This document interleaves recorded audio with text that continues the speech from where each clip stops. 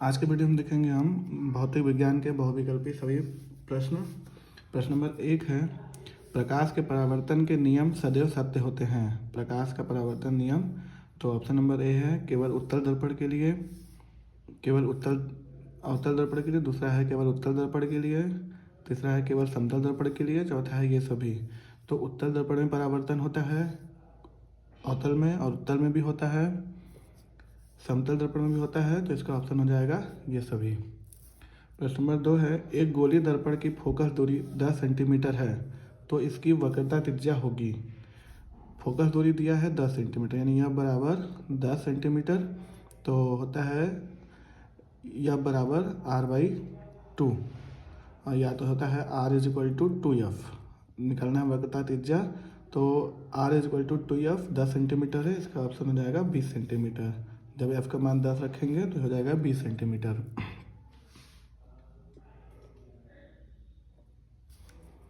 प्रश्न नंबर 3 है, किसी गोली दर्पण तथा किसी लेंस की फोकस दूरियां -25 सेंटीमीटर है। गोली दर्पण तथा एक लेंस है, उसका फोकस दूरी -25 सेंटीमीटर है तो इसका ऑप्शन दिया हुआ है कि दर्पण उत्तल तथा अवतल लेंस होगा, लेंस अवतल होगा, दर्पण अवतल तथा लेंस उत्तल होगा, दोनों उत्तल दोनों अवतल। तो इसमें पहले दर्पण में देखते हैं फोकस दूरी किसका होता है, तो अवतल दर्पण का माइनस होता है, अवतल दर्पण का माइनस होता है फोकस दूरी। और उत्तल दर्पण में देखते हैं तो उत्तल लेंस में देखते हैं तो फोकस दूरी धनात्मक होता है, लेकिन अवतल के लिए ऋणात्मक होता है। तो इसका ऑप्शन हो जाएगा दोनों अवतल। प्रश्न नंबर 4 है, अवतल दर्पण के सामने स्थित किसी बिंदु से गुजरने वाली प्रत्येक प्रकाश की किरण दर्पण से परावर्तन के पश्चात वापस उसी बिंदु से गुजरती है।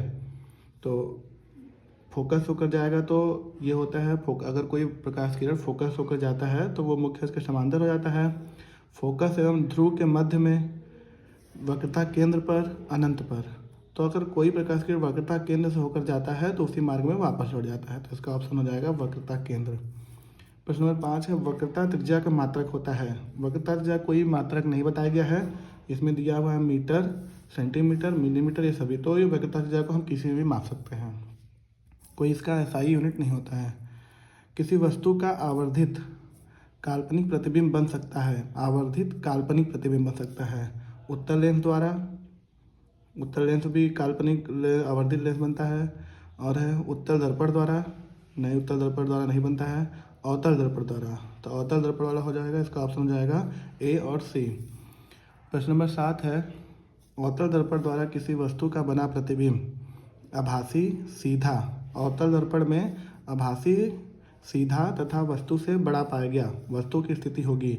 तो यह आखिरी केस है जब हम वस्तु को फोकस दूरी पे रखते हैं, या तो ध्रुव और फोकस बिंदु के मध्य में रखते हैं, तब इसका प्रतिबिंब आभासी, सीधा और बड़ा बनता है। ये अवतल दर्पण के लिए है, तो इसका सही ऑप्शन हो जाएगा D।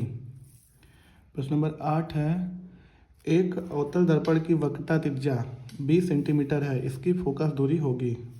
वक्रता त्रिज्या 20 सेंटीमीटर है तो वही r=2f, और वक्रता त्रिज्या दिया हुआ है 20 सेंटीमीटर, अवतल दर्पण है तो माइनस में आएगा। और ये कितना दिया हुआ है 20 सेंटीमीटर =2f, काट देंगे तो आ जाएगा 10, अवतल दर्पण के लिए माइनस, तो हो जाएगा -10 सेंटीमीटर। एक प्रकाश किरण अवतल दर्पण के वक्रता केंद्र से होते हुए दर्पण के पृष्ठ पर आपतित होती है। वक्रता केंद्र से दर्पण के पृष्ठ पर आपतित हुआ तो परावर्तन कोण का मान क्या होगा। तो अगर वक्रता केंद्र से होकर जाता है तो सीधे निकल जाता है और कोई भी कोण नहीं बनाता है, तो ये हो जाएगा 0 डिग्री। प्रश्न नंबर 10 है, किसी वस्तु का प्रतिबिंब वास्तविक एवं बड़ा बनता है। वस्तु का प्रतिबिंब वास्तविक, इसे अंडरलाइन करते हैं, वास्तविक और बड़ा बनता है। तो वस्तु की स्थिति दर्पण में कहाँ होगी, वास्तविक और बड़ा बना है तो दर्पण में कहाँ होगी। ऑप्शन है वक्रता केंद्र पर, C और F के मध्य में, P पर, P तथा F के मध्य में। P पर तो होगा नहीं, P और F के मध्य में रहता है तो अब आभासी बन जाता है। वक्रता केंद्र पे होता है तो वस्तु के बराबर बन जाता है, और वस्तु से बड़ा होगा C और F के बीच में होगा। ऑप्शन नंबर 20 का सही हो जाएगा, C और F के बीच में। प्रश्न नंबर 11 है अवतल दर्पण द्वारा बना किसी बिंब का प्रतिबिंब वास्तविक, अवतल दर्पण द्वारा वास्तविक एवं बिंब के ही आकार का बिंब रखा है। जैसे भी बताएं कि वक्रता केंद्र पर रखते हैं तो वस्तु का जो प्रतिबिंब होता है वो वस्तु के बराबर, यहाँ बिंब का मतलब वस्तु है तो वस्तु के बराबर ही बनता है। तो इसका सही ऑप्शन हो जाएगा दर्पण के वक्रता केंद्र एवं फोकस के बीच है, दर्पण के वक्रता केंद्र पर, सी ऑप्शन इसका सही हो जाएगा। प्रश्न नंबर 12 है किसी 10 सेंटीमीटर फोकस दूरी वाले अवतल दर्पण के सामने 20 सेंटीमीटर दूरी पर एक वस्तु रखी है तो उस वस्तु का प्रतिबिंब होगा। इसका हमें सॉल्व करना पड़ेगा। तो इसमें दिया हुआ है कि एक 10 सेंटीमीटर फोकस दूरी वाले अवतल दर्पण तो होता है एफ बराबर -10 सेंटीमीटर, एफ बराबर -10 सेंटीमीटर। अवतल दर्पण सामने 20 सेंटीमीटर दूरी पर एक वस्तु रखा है, u का मान दिया है -20 सेंटीमीटर। तो होता है फार्मूला 1/f बराबर 1/u प्लस 1/v। हमें भी निकालना है, 1/f माइनस 1/u बराबर 1/v कर देंगे। तो f का मान है -10 और माइनस u का मान है -20 इज इक्वल टू 1/v। तो हो जाएगा 1/-10 और ये हो जाएगा माइनस प्लस 1/20 बराबर 1/v।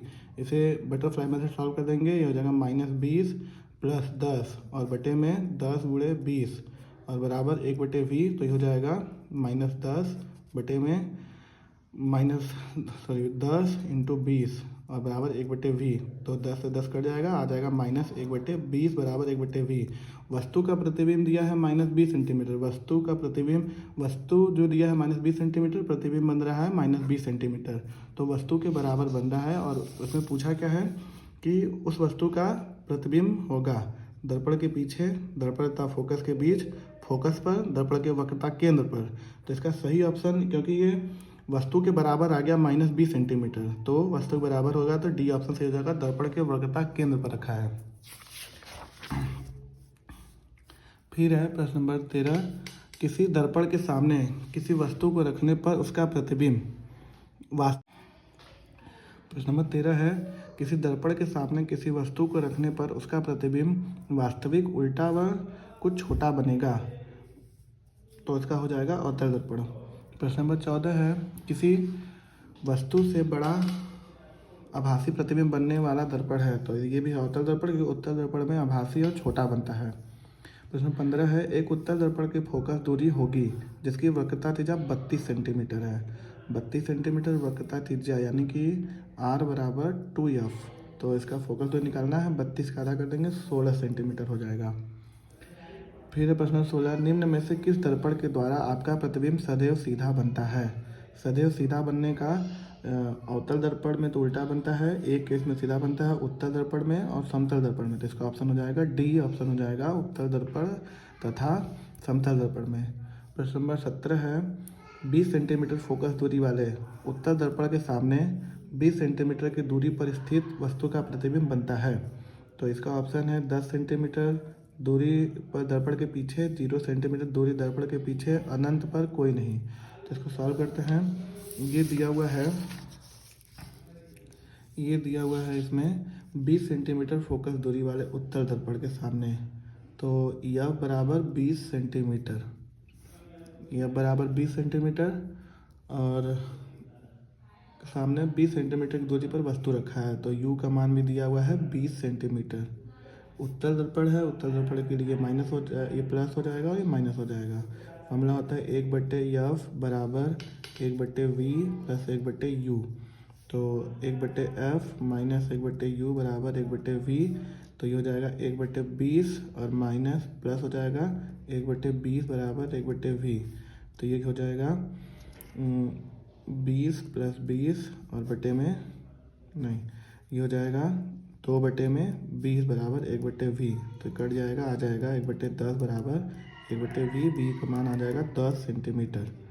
तो इसमें हो जाएगा 10 सेंटीमीटर है, तो 10 सेंटीमीटर दूरी पर दर्पण के पीछे, ऑप्शन नंबर ए जो होगा वो सही हो जाएगा। एक उत्तल दर्पण द्वारा उत्पन्न आवर्धन सदैव होता है एक से अधिक, उत्तल दर्पण से एक से अधिक, एक से कम, एक के बराबर, एक से अधिक या कम। तो उत्तल दर्पण के लिए हमेशा एक से कम होता है। प्रश्न नंबर 19 है एक अवतल उत्तल दर्पण द्वारा अनंत पर स्थित वस्तु का प्रतिबिंब होता है। तो वस्तु का प्रतिबिंब उत्तल दर्पण है तो आभासी होगा और छोटा होगा, तो आभासी तथा छोटा। कांच का अपवर्तनांक 1.5 है। वायु में प्रकाश की चाल 3 × 10⁸ मीटर/सेकंड है, तो प्रकाश की चाल होगी। तो ये होता है फार्मूला n = c/v, जहाँ पर c वायु में प्रकाश की चाल है, v माध्यम प्रकाश की चाल है। तो इसका अपवर्तनांक दिया हुआ है, अपवर्तनांक है 1.5 बराबर, इसका मान है 3 × 10⁸ और ये है v। तो इसको क्रॉस मल्टीप्लाई कर देंगे, v बराबर हो जाएगा 3 × 10⁸ 1.5।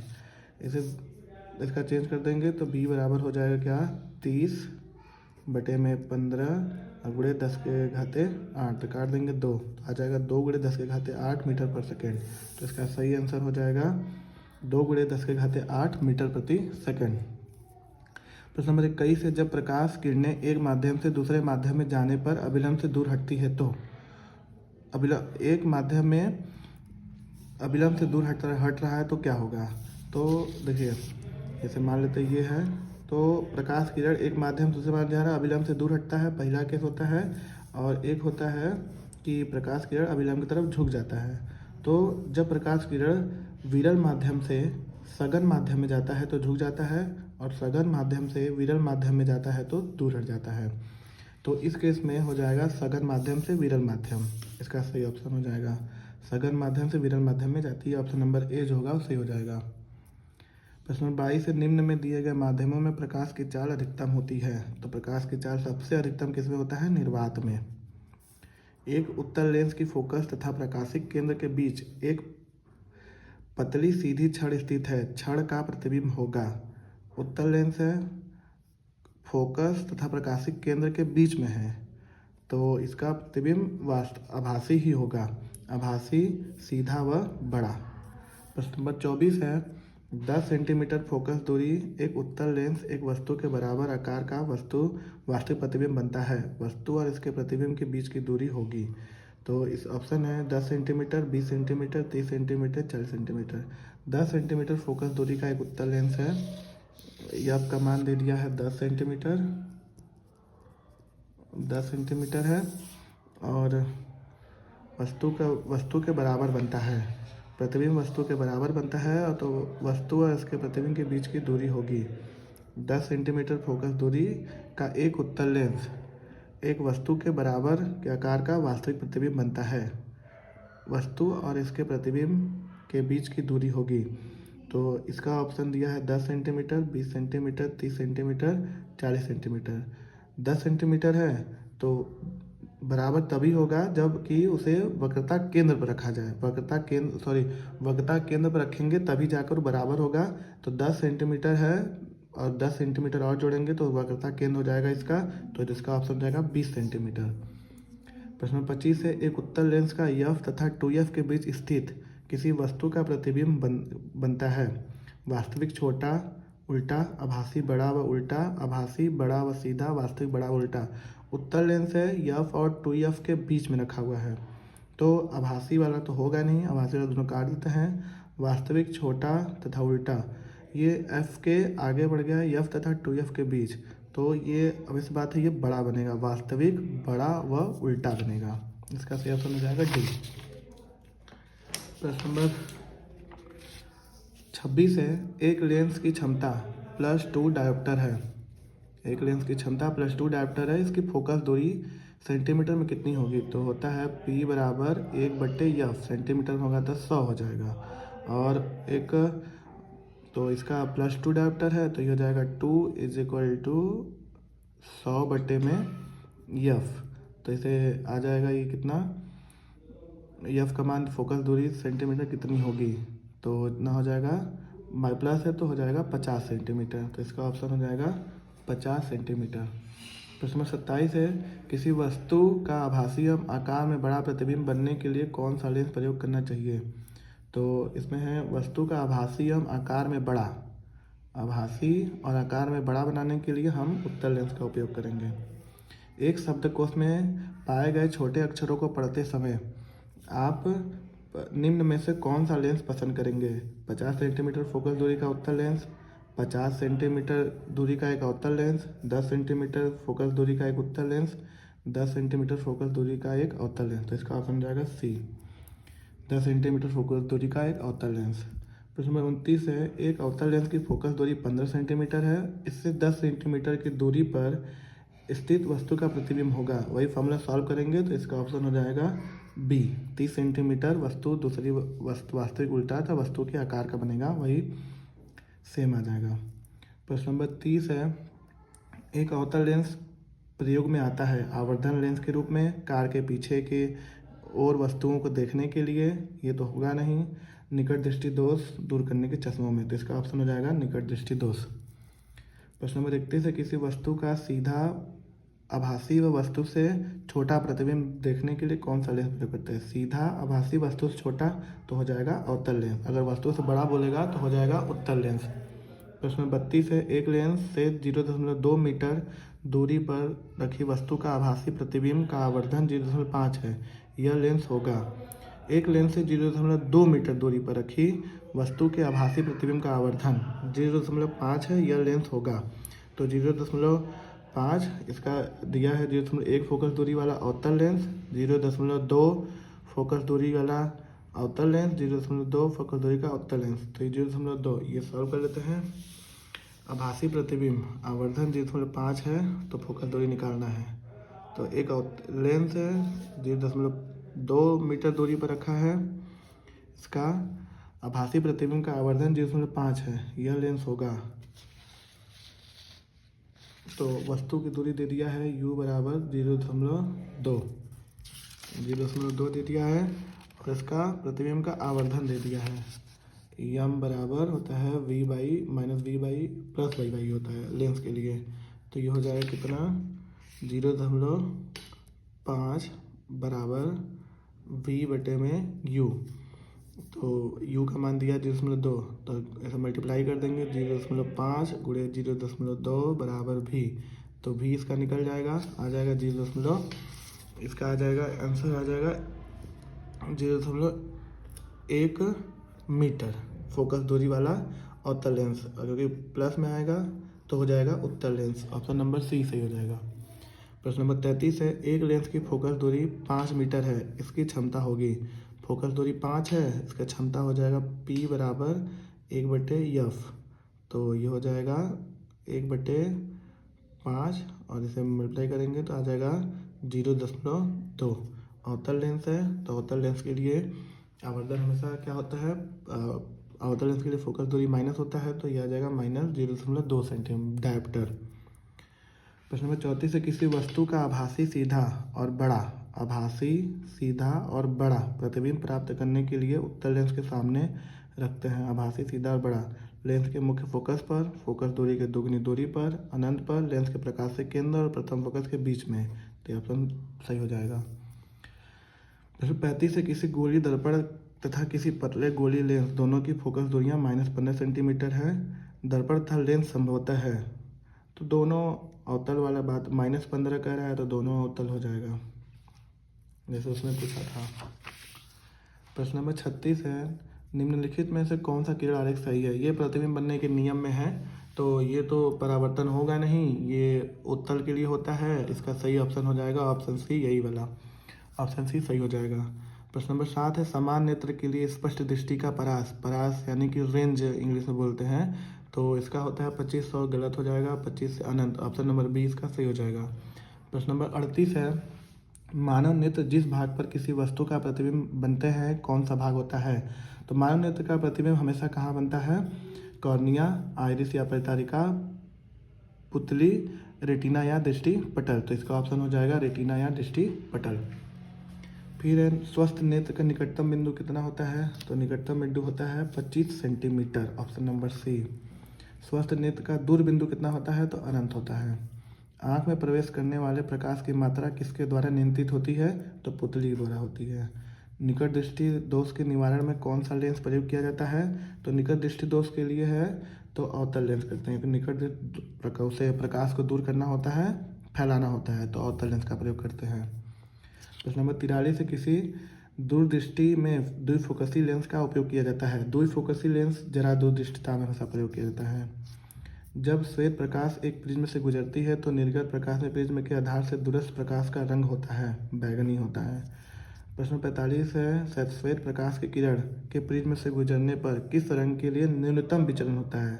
तो न्यूनतम विचलन जो होता है वो होता है बैंगनी का। तारे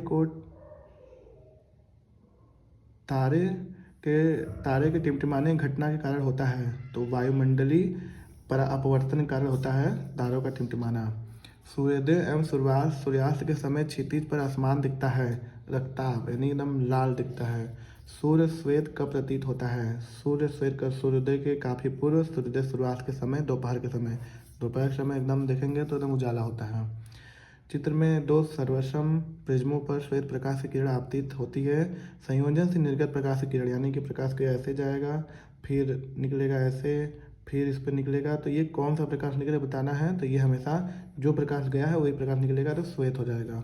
ये था भौतिक विज्ञान के भाग 1। दूसरा भाग 2 कल वीडियो आएगा।